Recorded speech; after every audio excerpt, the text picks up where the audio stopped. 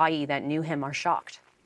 Neda, thank you for that. Back with us on the programme tonight, Barry Donadio. He's a former US Secret Service agent. We talked to him during the manhunt. Barry, good to have you back on the programme. As Neda has set out there, we sort of know now what, I guess, part of the motive is. It seems he'd had quite extensive surgery on his back. He was frustrated about that. But what's confusing is he's not a man without means. His grandfather had owned a country club and a nursing home, among other things. He went to a private school and then on to Ivy League. So what do you see in the background here?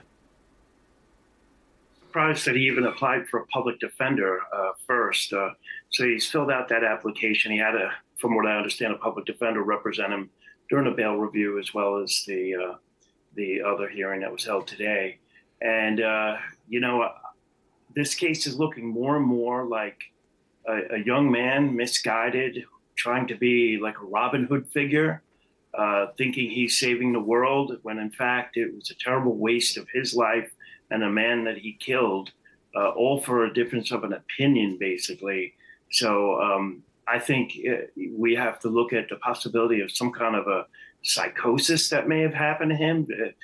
Such a young, aspiring young man has turned into what we've seen on television. And I'm curious of this back pain issue.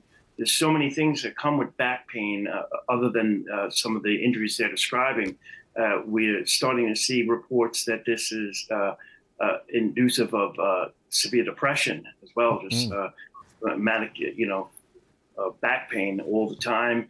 And I'm wondering if some of the medications he was on, which may be a defense for him, led him into maybe just having some kind of a mental breakdown and doing all this. But then again, that would be very hard to do for his attorneys. And I'm sure that's going to be a strategy. The prosecution is going to simply say also, hey, he was able to plan and do all this calm, cool, and collectively, and then try to lie to the police, what it seems to be lie to the police over there in McDonald's when he was questioned. Yeah. He still had in his rucksack this 3D printed weapon, the same false ID, some kind of manifesto or explainer as to why he was doing what he's done. How does that direct the immediate investigation? Well, I think it's just going to show that he was quite capable of planning this all out. It's going to show that he was in a capable state of mind. He went through all the troubles to do all this, even put a silencer on.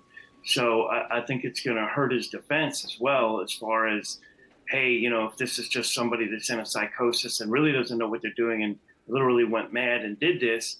But there's just so many things that he did plan, did get right, and what seems to be an intricate escape plan, going through Pennsylvania, and then what I believe is maybe filtering himself down into Maryland, because he's right above the Maryland border, and maybe going back to places where he knows in Maryland.